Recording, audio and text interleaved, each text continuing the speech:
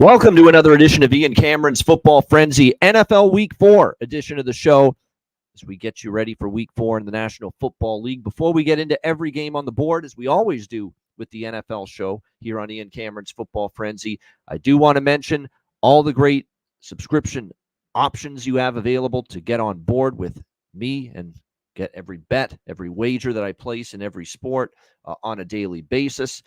We begin with 1 month all sports, which is $50. That's down from the regular price of $75 at Dub Club. The $50 rate, $25 off, 1 month all sports, available till the end of this month, and then it goes back to $75 for 1 month all sports. 3 months all sports, $200. 6 months all sports, $400. And right now, the best option to get on board at Dub Club is the 1 year all sports, which is normally $750. But right now, to celebrate the return of the NHL, which begins in a couple of weeks, I am offering a $150 off discount for 1 year all sports, down to $600 for 1 year all sports instead of the regular $750 price. And this offer is available now through opening night of the NHL season, October the 8th. Again, this is going to get you 1 full year of all sports at Dub Club, the entire hockey season, the rest of the football season, the entire NBA and college basketball season, and all the way through till pretty much next October. So it is $600 for the full year. You pay one time, $600, and then you do not have to pay again until next October if you decide to renew your subscription. It is a phenomenal deal. It's $600, all sports, every wager, side, total, and player props. I'm a high volume bettor, a lot of bets every day. It's definitely a bang for your buck. There's no doubt about that. So get on board right now. 1 year all sports, $600, $150 off the regular price at Dub Club, now through until the opening night of the NHL season. dubclub.win/r/Bobano. And if you are looking for a different approach, not every bet, you're looking for something a little bit lower volume, then SoBet is your option. $9.95 per month for my best bets, top plays only on a daily basis in all sports at SoBet. We're on a 103-84, 55% all sports streak the last month with those best bets at SoBet. So if you want to get on board with that option instead, feel free to do so. Again, that is just $9.95 per month with that. And last but not least, we do want to talk about bitwallet.bet. Crypto sportsbook and casino, all the major betting options, North American and international sports, live betting, including same-game parlay live betting, which is a phenomenal feature with bitwallet.bet, live dealers for casino games. All you have to do is sign up for an account. If you have crypto and want to try a crypto sports book, sign up by clicking that affiliate link, bitwallet.bet/affiliate/Ian. Sign up for an account, and when you do, you will be eligible for a 50% crypto bonus on each of your first 3 crypto deposits at bitwallet.bet. So make sure you check that out. All right, let's get into NFL Week 4, and we begin with Thursday Night Football and a very important game for both of these NFC East teams, the Dallas Cowboys and the New York Giants. Cowboys 5.5-point road favorites, 45 the total for this game. You will not see me laying points on the road with the Dallas Cowboys right now. It's a defense that's in shambles. They haven't been able to stop the run. The secondary's been gashed, and I am not looking for reasons to lay points with a bad defense on the road playing on a short week. That being said, the Giants, while I lean in their direction, and in full disclosure, I did take a small piece of the Giants in this game, I am truly concerned about the state of their secondary. It is a injury-decimated mess right now. Both starting cornerbacks could be out, and this is really a Giants secondary that even if they had both of those guys, it's not that great to begin with. And now you could be without your top 2 corners. That's a big problem when you go up against Dak Prescott and CeeDee Lamb, because for all the faults and all the problems that the Cowboys have had on defense, their offense is still pretty good. And, Dak Prescott really can't be blamed for the last 2 losses. Cowboys have moved the football and put up points, especially through the air. Now, they can't run the football, but they could really take advantage of the weakness in that Giants secondary tonight. So I would not be shocked to see Dallas be able to move the football, score points in this game. But I think the Giants can as well, whether it's Singletary running the ball, and they are developing a nice little receiving core here for as long as Daniel Jones isn't turning the ball over. We're starting to see that, this team's got some weapons for him to work with Malik Neighbors. Wan'Dale Robinson stepped up the last couple of weeks. Those two have been very, very impressive, and obviously they will be counted upon to deliver obviously a solid performance here offensively for the New York Giants tonight against a woeful Dallas defense. So when I look at this matchup, I like the over more than anything, and I understand why the total's gone up from 43.5 to 45 in this game. I think both offenses should have success. Lean Giants, but I am worried about two things. The state of their secondary, which is an injury-riddled mess, and the fact that Dallas has completely owned this team, and they've put up big points against them in almost every single recent game, and there's been no answer whatsoever for the Giants' defense against Dak Prescott, who was a perfect 12-0, by the way, in his career against the New York Giants, which is another concern. So just a small bet on the Giants, and I like the over, though, more than anything else here in this game. I like Rico Dowdle props for Dallas. I think this could be a week where they finally get him going, rushing and receiving. I like Wan'Dale Robinson over rushing and receiving, Malik Neighbors over receiving yards. I think CeeDee Lamb goes over his receiving yards prop because, look, this secondary, I don't know if there's anyone that can cover CeeDee Lamb tonight. Prescott over passing yards makes sense. Those are some props I would look at here tonight as well in this Thursday night matchup between the Cowboys and Giants. All right, let's move to Sunday now. New Orleans and Atlanta. We've got the Falcons 2.5-point home favorites, 42 the total. I like Atlanta here. Tough loss for them last Sunday night against Kansas City.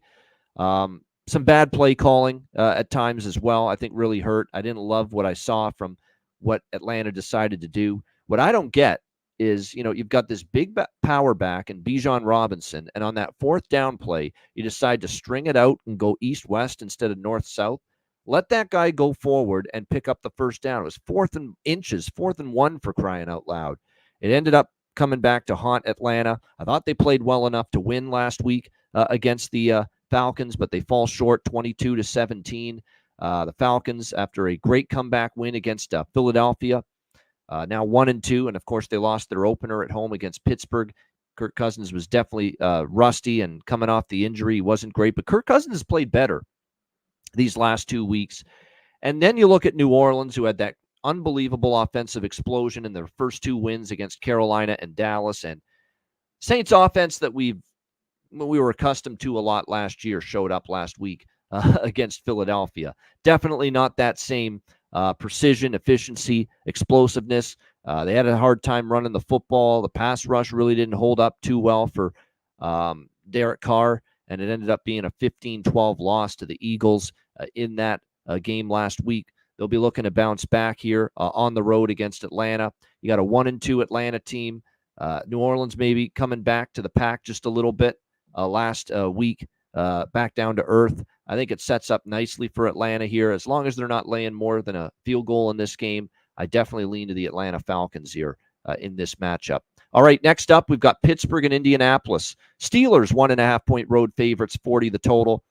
I ain't stepping in front of Pittsburgh. I'm not. And I know the Colts got back on track, win against the Bears last week, and the defense played well.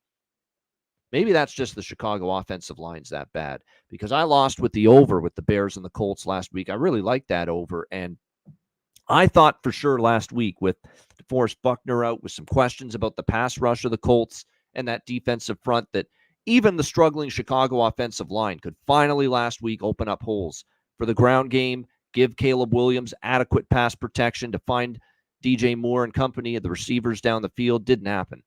And so I don't want to give Indy too much credit for that better defensive effort, because Chicago's offensive line's a mess. Now, Pittsburgh's offensive line's no great shakes either, but I think at this point I would say they're better than Chicago's. And what I will say, too, about the Steelers is their offensive line imposed their will in the fourth quarter against the Chargers to pull away and win that game 20-10. I thought they had a great fourth quarter. They really wore down the LA Chargers in that game. It was the best game this season from Justin Fields, season high 245 passing yards, mixing in with 70 rushing yards from Najee Harris. Nice balanced attack here for the Steelers. I thought, again, their offensive line got stronger as the game went on. They did enough to win that game as far as production offensively, and then they let their, absolutely tremendous defense, and it's been phenomenal so far in 3 games. Do the rest. TJ Watt blowing up the line of scrimmage. I think their secondary play has been pretty solid. Only 105 passing yards in that game for the LA Chargers. Even when Herbert was in there, he didn't do a ton of damage. Now, Herbert did have an ankle injury, and I know he wasn't at his most mobile, but there's been nothing I have seen for the Pittsburgh Steelers so far that tells me they don't have a very good defense, maybe a top 5 defense in the NFL right now. And I still think there's a gap between these two teams as far as the defensive side of the football. And as well as Anthony Richardson played at times last week, he still had 2 interceptions, only 167 passing yards. They're fortunate the run game with Taylor worked, and still no touchdown passes and 2 interceptions. That worries me, especially now when you're going to play. And Chicago's defense is good, but you're going to play just as good a defense, if not better, here with Pittsburgh from what we've seen from the Steelers so far. So I think the Steelers are deserving to be road favorites. I could only look Pittsburgh in this game. And let's not forget, Steelers, on the road, sometimes they can be flighty, but this is still a team I think they can handle their business. I know they got whipped by Indy last year in this building, 30-13. Colts got the win over the Steelers when they played in December last year, but I think the script flips itself here. I haven't bet it yet. Don't know if I will, but from a side perspective, this for me is Pittsburgh or nothing. I would honestly lean to the under here. I talked about last week, all the Colts games have gone over, but that game stayed under because the offensive, the offense for the Colts was kind of underwhelming. The defense feasted on a Chicago offensive line that wasn't good. Pittsburgh's still not going to light up the scoreboard. They're a methodical, run-heavy offense. Just do enough and rely on their defense. So bottom line is, look, you see these Pittsburgh games so far. I am not betting this team over the total. 3 straight unders, it's not by accident. 8, 28, 19, and 30 points in those games. They haven't even come close to 40 points, 40 total points in any of their first 3 games. So I understand why the total's this low in this game. Jacksonville, Houston. Houston 6-point home favorites, 45.5 the total. Don't know if you're getting a bargain with Houston here. It's very, very tough for me, though, to back the Jaguars. It really is. It's been terrible to see what's happened. But here's the thing with Houston. Joe Mixon, Dameon Pierce questionable at running back. Nico Collins questionable. Tank Dell questionable at receiver. They're a little bit banged up in the skill positions going into this game. And Tank Dell, look, he hasn't had a great start to the year, but now you see Nico Collins added to the injury report with a hamstring, and he was limited in practice on Thursday. He's been huge for C.J. Stroud in that passing attack. And if you're down to just Steph Diggs, Robert Woods, and Xavier Hutchinson, that's a big difference for this Houston team. And so I'd be careful with that. There's no doubt there's value in Jacksonville, but part of me thought the step-up spot for Jacksonville was last week against Buffalo, and they got their asses handed to them. I just don't see enough of it. And Trevor Lawrence, 0-8 in his last 8 starts for the Jaguars dating back to last year.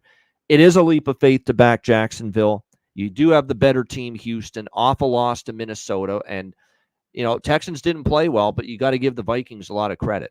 They made Houston look bad in that game. They made C.J. Stroud struggle. Sam Darnold in the offense made the Texans defense look, out of sorts, being able to move the football fairly successfully for extended stretches during that game last week. We know Houston is better than that. A blowout loss probably gets them focused here. But I don't love the injury report for Houston at the skill positions. If I were to look at Houston, I would say just maybe put him in a teaser, get him to pick him. I don't know if I'd want to lay a number like this against Jacksonville, even though they've been absolutely atrocious so far. But we'll see. And with the skill position talent injuries for Houston and Jacksonville's offensive line struggling and the offense in general can't do anything, the strength of Jacksonville is their defense, especially their run defense. Maybe this game can stay under the total, 45.5. Jacksonville's not exactly a team I'm running to bet overs with the way their offense has looked so far this season. The only reason that game went over the total with Buffalo is because they just fell behind and the defense couldn't contain Josh Allen. They might have a better time, containing a hobbled Houston offense here in this one. So we'll see how this one plays out. No opinion on it, no bet on it right now at the moment. And may not have one by Sunday either. All right, Minnesota, Green Bay. We've got the Packers 2.5-point home favorites, 43.5 the total in this game. Looks like Jordan Love is back, and he's going to be good to go after Malik Willis started the last 2 games for the Green Bay Packers and played honestly okay for them. But it's starting to look like Jordan Love trending in the actually, you know what? I was going to say it looked like it was trending up, but I'm now seeing Thursday's practice limited again with that knee. And Matt LaFleur saying we'll give him up to game time. So starting to look like game time decision now, not set in stone anymore that Jordan Love's going to play. I think I would lean to an over in this game regardless. Obviously, it becomes a better position, a better wager if Jordan Love plays. But, we did see Malik Willis play solid last week. Now, I don't know if that was a true sign of Malik Willis turning a corner, or maybe you were just hyped up to play the team that traded you away, and that often brings the best out of somebody. And he played great. He did. 202 through the air, 13 of 19 against his old team, the Titans. Very impressive game from Green Bay. Albeit a Tennessee team that's winless, but you still have to give the Packers a ton of credit and Malik Willis credit. Now, Brian Flores is looking like an early candidate for one of the coordinators of the year. If there was a such thing as coordinator of the year, Brian Flores would be, absolutely in that discussion right now with the way he has conducted this defense here for the Minnesota Vikings. It's been terrific. I did not see this coming from the Minnesota defense.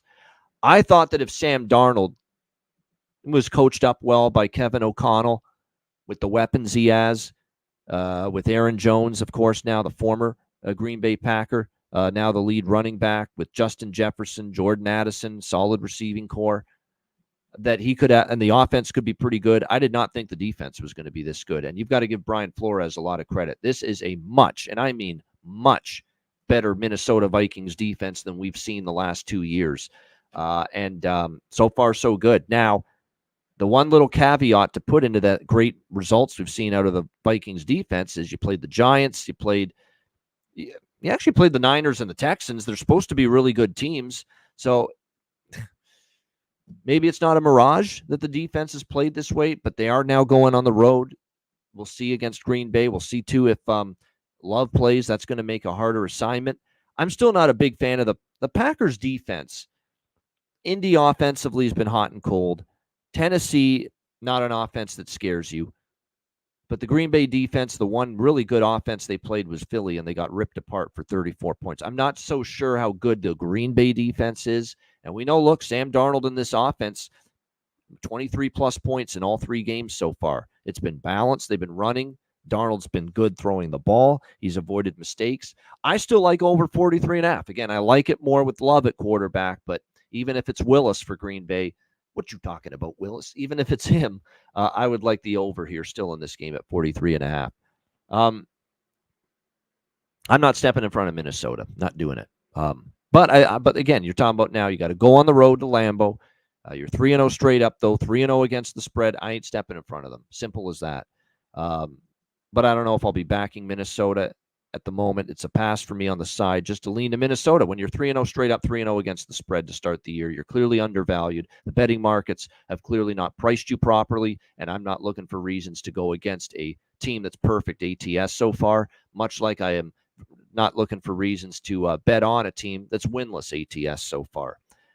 All right, next up as we continue along here, and speaking of teams that are winless, Cincinnati did cover against Kansas City. Winless straight up, the Cincinnati Bengals, got college football in the mind. Cincinnati Bengals and the Carolina Panthers. We've got Cincinnati 4.5-point road favorites, 47 the total. I mean, I'm not laying points with a bad defense, but it's time to call Cincinnati a bad defense. It is. It is. They haven't been good. They lost to New England, 16 points only, but I saw a lot of that game. Jacoby Brissett was moving the team throughout that game. They got the run game going with Ramondre Stevenson. Kansas City, they struggled on defense, although I cut them some slack because it is Patrick Mahomes and the Super Bowl champions. But what's the excuse for Washington? I know Jaden Daniels could end up being, a pretty good quarterback in this league. But for him in his second ever road start to go on the road to Cincy and slice and dice this horrific Bengals defense the way he did, that's alarming. That That's sound the alarm bells when I see that. 38 points, and they had zero answers whatsoever for that Washington Commanders offense on Monday night. And I'm telling you what, right now, when it comes to this Cincinnati team, the heat is going to start to heat up here on two guys. Obviously, Zach Taylor, the head coach, but Lou Anarumo as well, the defensive coordinator for Cincinnati. Because this was supposed to be a good defense, or at least a solid defense. They don't look it to me. They look like a below average. Dare I say it? They keep playing this way. One of the worst defenses in the NFL. And now they play a Carolina team that got their offensive swagger back in a big way. I guess all it took was going from Bryce Young to Andy Dalton. What a difference. 36 points, an explosion. How about over 400 total yards and 306 yards passing through the air? 319 yards, I should say, passing through the air for Andy Dalton. So absolutely spectacular stuff from him. Chuba Hubbard suddenly running the football with effectiveness because the passing game opened up. 114 through on the ground. We just saw Cincinnati get sliced and diced on the ground and through the air. And part of me, though, does worry about the fact that we're talking about a Carolina offense and Andy Dalton that might have a comeback down to earth moment after that. Everyone rallied around Andy Dalton against Las Vegas. It was a big just boost in energy, morale to put a competent quarterback behind center instead of Bryce Young, who was over his head. And Carolina rallied around it and responded. And they had their, by far, a complete dominant best game of the year. Can they do it again, though, now? It's one thing to do it once and get the one-game bump, the one-game boost from the quarterback change. But can you do it again here against the Cincinnati Bengals? Put it this way, I ain't taking Cincinnati. If I'm betting this game, it would be Carolina plus the points. I think what I would do here, because I'm still a little leery of what the what the Panthers defense does against Burrow and the offense, I would probably do Carolina plus the points split with that over 21 on the Carolina team total. Because I don't know if the defense for Carolina is one I trust to get stop after stop against this Cincinnati offense, which, with Joe Burrow at the helm, is still capable of putting up points. Can't complain about the offense for Cincinnati the last 2 weeks. Burrow's been fine, and now he's got Jamar Chase and T. Higgins to work with in that receiving core, and an emerging Andre Osivas, who continues to play well for them. So I would look at something. I haven't made anything official yet, but I would look at some triumvirate, trifecta trio of Carolina plus 4.5, Carolina team total over, and full game over 47 is probably what I'd be looking at here in this game with the Bengals and the Panthers. All right, Rams, Bears. Chicago 3-point home favorites at Soldier Field, 41 the total. Situationally, this looks to me like a slam dunk home run situational spot for Chicago. They're off a frustrating loss at home to Indy, or in Indianapolis, I should say, last week. The Rams are coming off that unbelievable, incredible comeback. I don't know how they won that game, but they did. Credit to them. Matthew Stafford was brilliant down the stretch. An injury-depleted Rams team somehow dug in and battled back from a second-half deficit against the 49ers and ended up winning 27-24. But now you're flying to the Midwest after a performance like that, a huge epic comeback like that.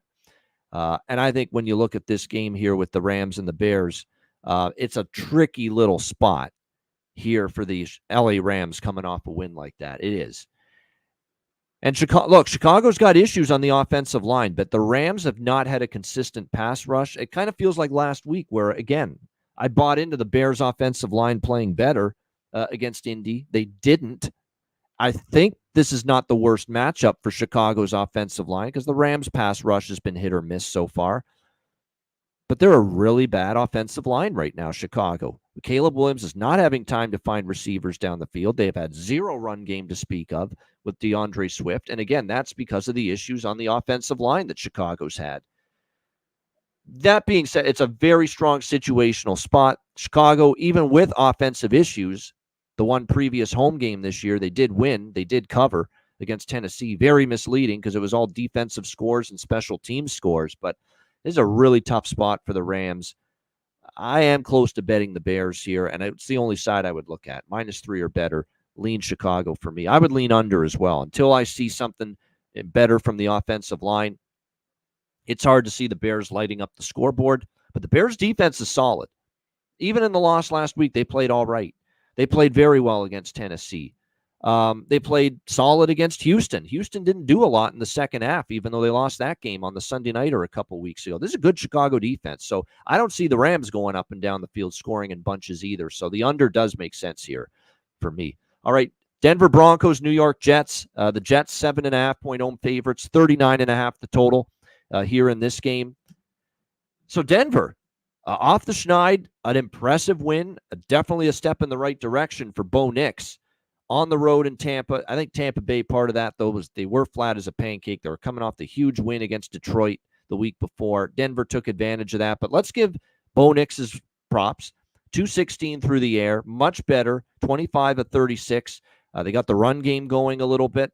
They put up over 300 yards of offense. They outplayed Tampa Bay. They were worthy of the win. No question about that.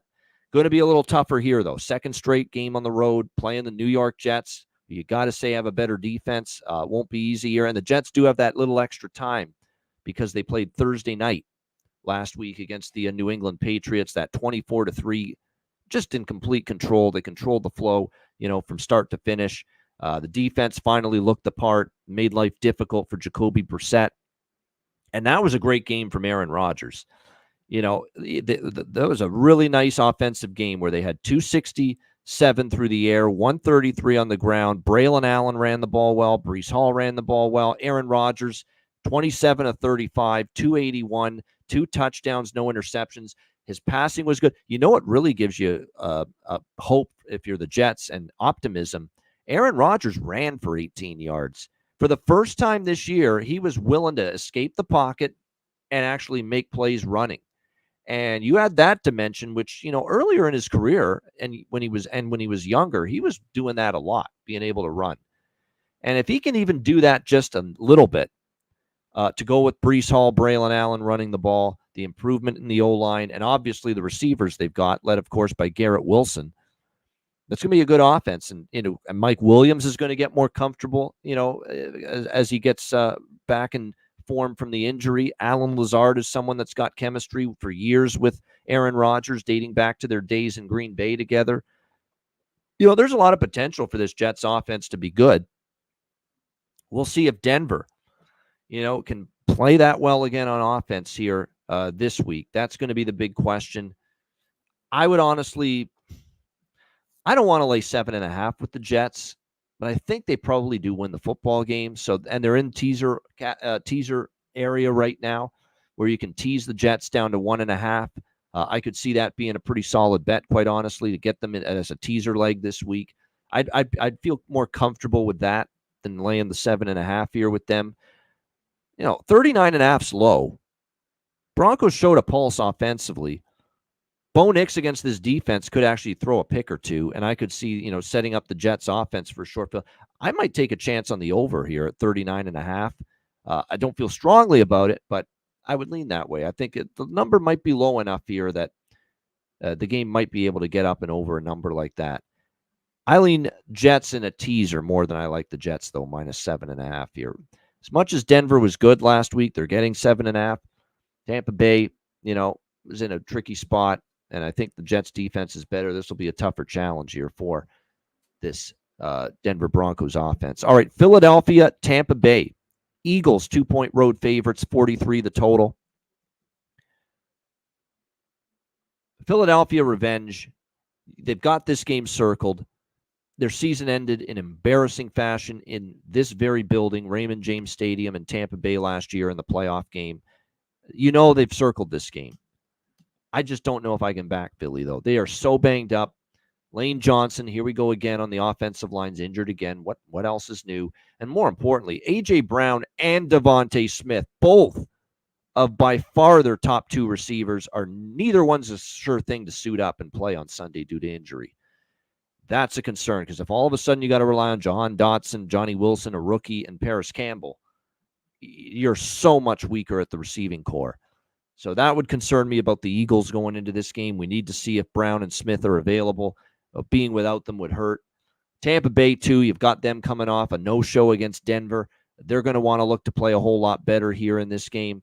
So I think there's conflicting arguments. I think actually if you look at injuries plus spot, you could make a case, or injuries for Philly, you can make a case for Tampa as a home dog, and Tampa Bay had no problem taking care of Philly last year. But I know Philly has definitely circled this game in the offseason.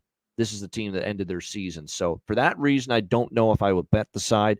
Total might actually stay under because Philly's offense is, as we see, with the O-line injuries and the potential of being without both Smith and Brown at receiver, it's a much weaker offense. They're having struggles in the red zone continue right now for the Philadelphia offense. So there's reasons why I think this game might be able to stay under the total. Eagles defense has actually played quite well the last couple of weeks until the final drive of the Atlanta game where they played too passive.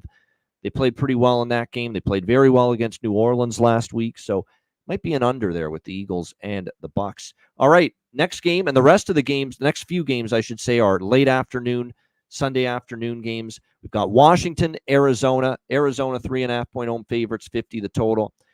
It is a little tricky travel spot. Washington, short week, Monday Night Football in Cincy. Now you're on the road again Sunday at Arizona. Arizona off a loss to Detroit. A lot of things point to Arizona situationally. I still don't love the Arizona defense, though. They can get carved up. Washington's the type of team with Brian Robinson running the football, and Arizona's run defense got Brian Robinson's probably a good prop. Jaden Daniels over rushing yards is probably a good prop. Any rushing props against Arizona probably makes sense. It's not a very good run defense. Jahmyr Gibbs and David Montgomery picked them apart in Detroit's win against Arizona last week. I think definitely the Commanders' run game can have success here in this one as well. And I love what I see from Washington's offense. All they needed was to turn those red zone trips into touchdowns. They couldn't do it against the Giants, even though they escaped with the win. They sure as hell did it against Cincinnati. Just phenomenal offensive execution. Throwing the ball, Daniels, running it, relying on Robinson, spreading the ball around. Terry McLaurin, excellent game for the Washington Commanders against Cincinnati. 100 yards receiving. They spread the ball around. Noah Brown got involved. Now, they will be without Austin Eckler. That's a significant loss. Good blocking back, good in the pass catching game as well out of the backfield. They will miss him, but I'm impressed with Washington, and I ain't laying points against them at the moment, even with this maybe being a bounce-back spot for Arizona. So I lean Washington plus 3.5. I could only look over this total as well. I think Washington can move the ball on Arizona, and the Washington defense is still sketchy, let's be honest. Even though they beat Cincy, they still gave up 33 points and a whole lot of yards. So Kyler Murray, Marvin Harrison, and Trey McBride, James Conner and company should be able to have success as well here. So over the total, I think it'll be a higher scoring affair here with the Commanders and the Cardinals. All right, New England, San Francisco. 49ers, 10.5-point home favorites, 40.5 the total. I mean, this injury report for San Francisco, it's insane. How lengthy it is, how many key cogs are on that injury report. And now the question is who's going to play. We've got Trent Williams with an illness. We've got Javon Hargrave, a defensive lineman who's going to be out now for the rest of the season. Brutal loss. Back issues have flared up for quarterback Brock Purdy. It does look like George Kittle's going to play because he's come back to practice. But Deebo Samuel calf injury very doubtful here for this game. So just a shit ton of injuries right now for the San Francisco 49ers going into this game. Don't forget McCaffrey and Mitchell still on IR, which means Jordan Mason remains their running back, although he's been pretty solid. A lot of issues right now for the 49ers. All that being said,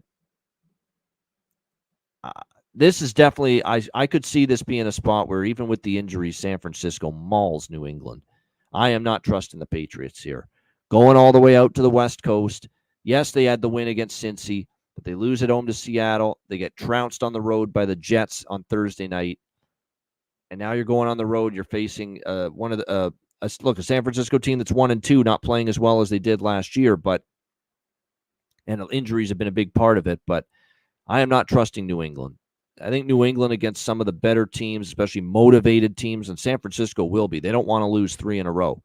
I could see San Francisco doing a number. I have not bet this game because I don't think the value is great with San Francisco at 10.5. I lean that way, but I don't think the value is great. What I might do instead, though, is take them first half. You can get the first half -6 or 6.5 for San Francisco. I think they do come out strong. We always know Kyle Shanahan early in games with the scripted plays, especially on offense, can be very good. I could see the 49ers maybe pouncing on the Patriots early. If I were to bet San Fran, I'd be looking more so at first half than full game, because I think maybe you'll get the absolute best punch thrown by this 49ers team. Let's not forget, New England up until last week, they had played a little bit better than we thought, but we did expect this to be one of the worst teams in the NFL, and they did look like it, especially on offense against the Jets.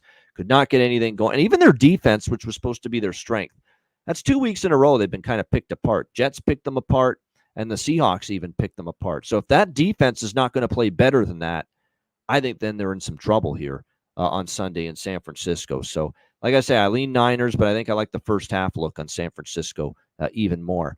All right, Cleveland, Las Vegas. Raiders, 2-point home favorites, 37 the total. I don't think Cleveland's a team I want to back on the road. They are an absolute mess. Their offense is a mess. Their O-line is decimated. Both tackles may not even play once again. What else is new? And you're seeing that offensive line and the struggles they've had. It just carries over and continues. That loss to the Giants last week, that was a horrific display from the Browns offensive line. And if it's not going to be any better this week, it's going to be trouble, because Las Vegas does have a defensive line that can somewhat get after it. Now, Max Crosby is currently on the injury report for the Raiders, and obviously that's significant. Talking about the best all-around player on that defense. We'll see if he suits up. That would be a big loss for the Raiders if he doesn't.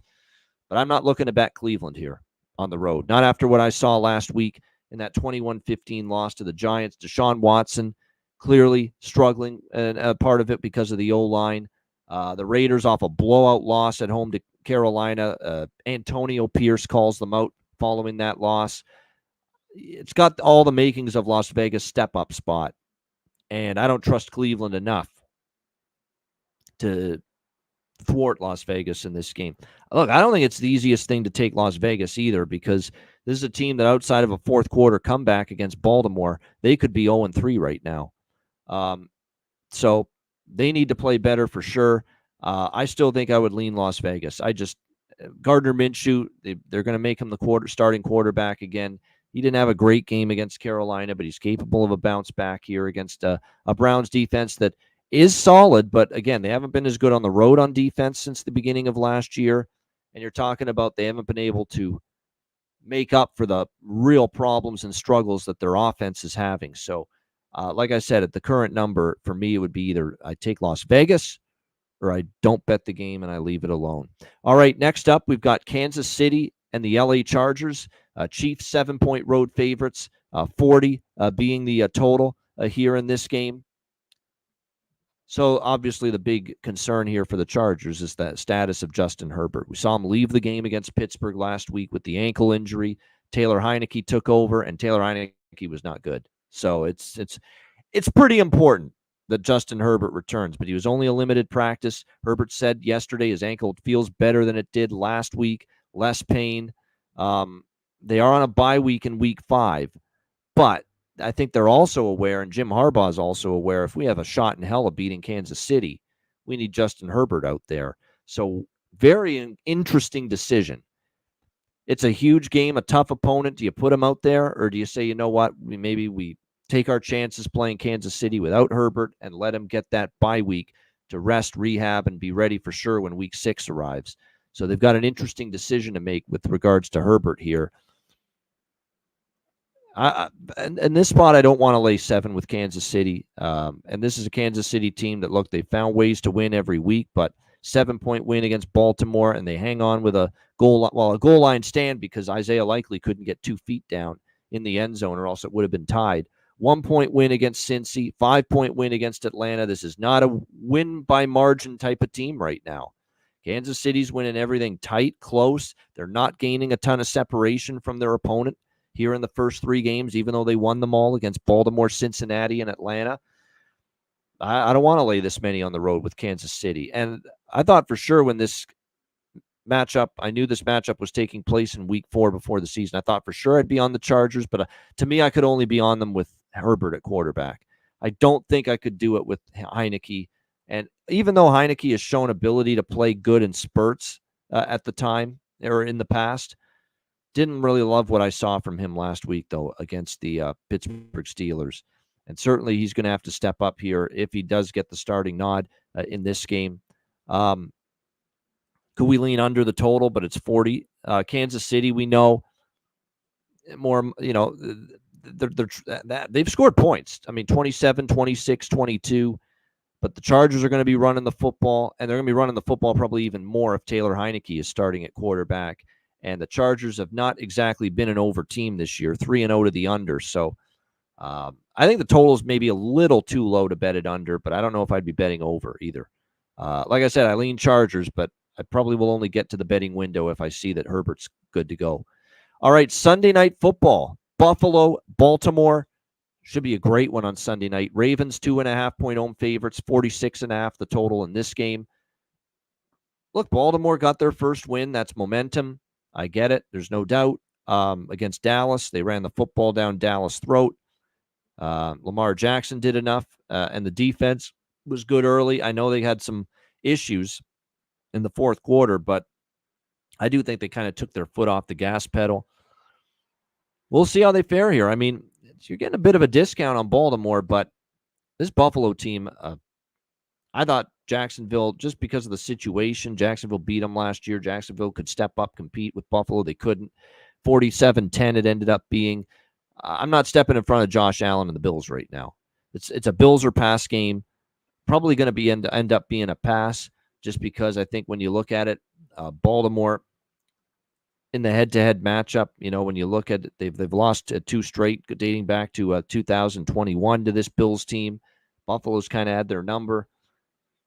The key for Baltimore is going to be, can their defense influence this game and play well? Because I think there's questions there with that defense, and especially that secondary. We've seen that secondary picked apart at times this year. They're a very good run defense, but they've struggled to contain the passing attack. And what I liked about Joe Brady as OC and what the Bills did last week against Jacksonville, same thing that they might do here, where they know Jacksonville was better against the run. They're going to know Baltimore's better against the run, so we're going to throw the ball a lot more. And Josh Allen did, and he had great success. 4 touchdowns, 263 passing yards, 23 for 30. I think it'll be more of a pass-heavy approach here from this Buffalo offense, knowing that that's the weak part of the Ravens' defense is their secondary right now. And then on the flip side, you look at the Baltimore offense. We know the strength is Derrick Henry, Lamar Jackson, that dual rushing attack to really pose problems. If you look at the Bills on defense, they've been very good numbers overall, but they haven't played an offense this good. Arizona's pretty good, I guess the next comparable, but they played Miami, and Tua left that game to injury. And then Jacksonville, which has had a atrocious offense this year. This will put them to the test. They are worse against the run as far as yards per play, yards per game than against the pass. So that plays into the strength of Baltimore, which is obviously running the football and being much more of a run-heavy offense this year. So I think offensive strengths both ways have me leaning over here at 46.5. I do kind of lean to this over on Sunday Night Football with Buffalo and Baltimore. If this hits 3, I'm taking a piece of Buffalo. If it doesn't, probably pass on the side. But yeah, the Bills have impressed me enough to the point where there's no interest for me fading the Bills right now. They look like a team possessed. They look like a team on a mission, a quarterback that looks like he's on a mission. And we know Baltimore in these big games, they've not been a big game team. I mean, Kansas City in the AFC Championship game last year, Kansas City in the first game of this season, finding ways to lose. It would not shock me if they find a way to lose here, even though they should have momentum coming off their first win of the season. All right, Monday Night Football, Tennessee, Miami. Dolphins, 1-point home favorites, 36.5. Remember, there's a doubleheader, 2 games on Monday night. I'd actually lean Tennessee here, +1. And I'm not bullish to back a team that hasn't won yet, but and Will Levis is a mistake-prone accident waiting to happen at quarterback. and they're 0-3 straight up, 0-3 against the spread. But I think the idea of laying any points with Miami and Skylar Thompson after what I saw last week is even worse. Skylar Thompson was terrible, and Tim Boyle was not much better. They've got quarterback issues. Neither, for all the talk about how Tua Tagovailoa has been inconsistent at times, man, if you're a Dolphins fan, you'd still rather have Tua Tagovailoa at this time than Skylar Thompson or Tim Boyle. Does Tyler Huntley get a look this week? That remains to be seen. Tyler Huntley is getting consideration to start this game. And this is a guy that has started some games in the NFL going back to when he was with Baltimore and John Harbaugh. So he does have some starting experience here in the league. But Miami, to me, I did not like how the body language looked for the Dolphins. I mean, you got boat race 24-3. Yes, your quarterback Tua out indefinitely, but that's supposed to be, you're supposed to rally, bounce back, pick yourselves up off the mat after that Thursday night debacle against Buffalo, and you did anything but that. That's a red flag to me. I want no part of Miami. This is Tennessee or pass a priorium just by default. I don't know if I'll bet Tennessee either. This is looking like a pass. It's an ugly game. I feel bad for Fowler, Chris Fowler, and Louis Riddick and Dan Orlovsky, who are going to call this game for ESPN on Monday night. They got the short end of the stick. Meanwhile, Buck and Aikman, they get by far on paper the best of the two games on Monday Night Football. Seattle, undefeated, 3-0, taking on Detroit. We've got Detroit 3.5-point home favorites, 46.5 the total in this game. So Seattle. What do we do with the Seattle Seahawks? Because you look at it on the surface, 3-0, great start to the year. Geno Smith and the offense have been solid. Mike McDonald, the new head coach, brought in to be the DC or the head coach, great defensive background. And you figured he would mold this Seattle team into a good defensive football team. And so far, so good with that. You're seeing it so far, the way they've played. But you played Denver and Bo Nix in Bo Nix's first ever NFL start on the road. Played New England on the road, not a very good football team. You played Miami with no quarterback. Well, they did have a quarterback. They just didn't have a good one. Or they didn't have good ones, I should say, with Boyle and with Skylar Thompson. So, yeah, you're 3-0, but what have you really proven? You've beaten really nobody of quality yet, and you really haven't faced a truly great quarterback yet this year. You're going to face one here in Jared Goff and the Detroit Lions on a Monday night primetime home game at Ford Field, a raucous environment in Detroit. We saw what the atmosphere was like against the Rams in the Sunday night opener back in week 1. And yes, it was a sweat and it was a battle for the Lions, but they did win and they did cover in overtime, 26-20. This is a strong home field here at Ford Field. You go back and look at last year, how good this team was, especially in the spotlight home games. You know, once in a while, you'll see them cough up a lung in a 1 o'clock or a 4 o'clock home game like they did against Tampa Bay a couple weeks ago when they lost outright as favorites. But when it's a primetime game, they've been very good in these spots at home. This number's people are buying into Seattle with their 3-0 start because Detroit opened a 4.5-point favorite. It's down to 3.5. I lean Detroit now, and it certainly will be betting it if it hits 3 because I think for Seattle, this is going to be a bit of a culture shock. You know, you're not playing Tim Boyle and Skylar Thompson and Jacoby Brissett anymore, you know, at the quarterback position. You know, you're playing Jared Goff, a very balanced offense that can throw it. They can run it with Gibbs and Montgomery. If you look at the Seattle defense, again, they're number 1 in passing yards allowed per game. Well, they haven't faced any good quarterbacks. No wonder they're number 1 in passing yards per game. 15th in rushing yards per game, which is pretty solid, but that'll be put to the test against a Detroit offensive line. It's not just they haven't faced any great quarterbacks yet. And this is the best quarterback they'll face, that Seattle defense. It's probably the best offensive line they'll face. Detroit's got a top 3 offensive line in the NFL. So this is going to be truly the litmus test for Seattle. How real are they? How real is this 3-0 start to the season? I'll tell you what, this is going to, if they were to go into Detroit and beat them, and look, the Seahawks did last year go into Detroit and beat the Lions back in September, 37-31 in overtime. Seattle's actually won 6 straight and 5-1 against the spread head-to-head against Detroit. So they've actually owned this series history, but I think this is, for me, Detroit's chance to turn the tide. I think Seattle's I love the Mike Macdonald hire. Don't get me wrong. I think this is still going to be a team that's got a chance to contend in the NFC West now with the Rams injuries, with the 49ers injuries. That NFC West suddenly is wide open. So Seattle's going to maybe be in the mix for that. But I don't know if they're ready to go on the road on Monday night and beat a team like Detroit. I think Detroit's a true NFC contender. I don't know if we're there yet with Seattle. I'm not there yet with Seattle. So I lean Detroit at the current number, 3.5. If it gets even lower, definitely will be pulling the trigger on the Lions here. Total is interesting because Seattle offense is capable.